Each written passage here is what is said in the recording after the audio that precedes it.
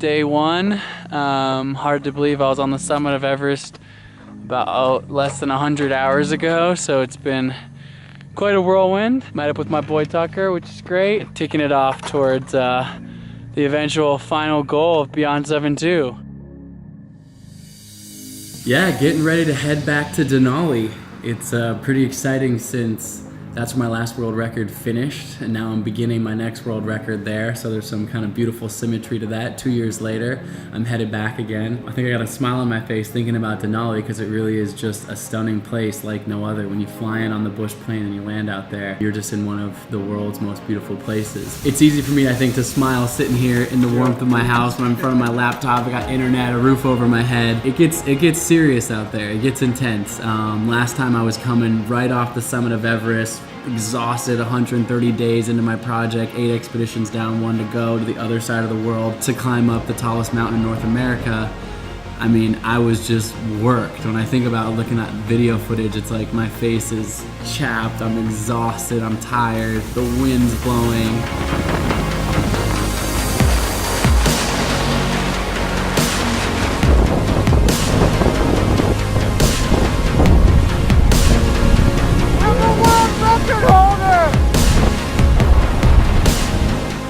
One of my dear friends, Tucker, came to climb that mountain with me, and thank God he was there, because without him, we would not have been able to push to the summit. He just kept encouraging me, kept pushing me on. But when I reached that summit, you know, it was amazing. I had set 2 world records, just arms outstretched, like I had done it. But I hadn't done it just for me, it was for all the different people, all the different stakeholders, sponsors, family, friends, the kids with our nonprofit campaign cheering me on. It was just such an amazing moment, but man, it was hard earned. So when I think about that, I'm kind of like, I'm headed back out there again.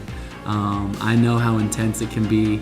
I just looked at the Rangers report from this season. You know, only 35% of people have made the summit this year, so it's not like a foregone conclusion that you're going to make the summit, guaranteed by any stretch at all. It is full on. It is intense. It is hard. Denali round 2. Here I come, hoping to make it to the summit safe and sound without having to maybe battle such an intense storm like I did last time.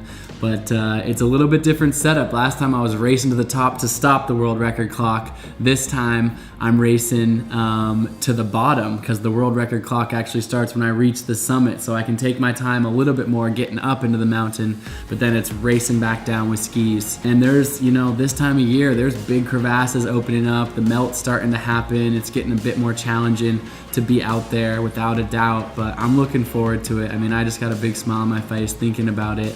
I'm sure there'll be times when I'm laughing at myself right now, 2 weeks in the future, when I'm digging my tent out of the snow, my hands are freezing. I'm up for the challenge, but kind of reliving those moments from last time is just a special moment that I'll cherish forever. I know when I stood on the summit of Denali last time, I just immediately fell to my knees with tears of joy in my eyes, of excitement of finally having done it after 139 days of out there pushing.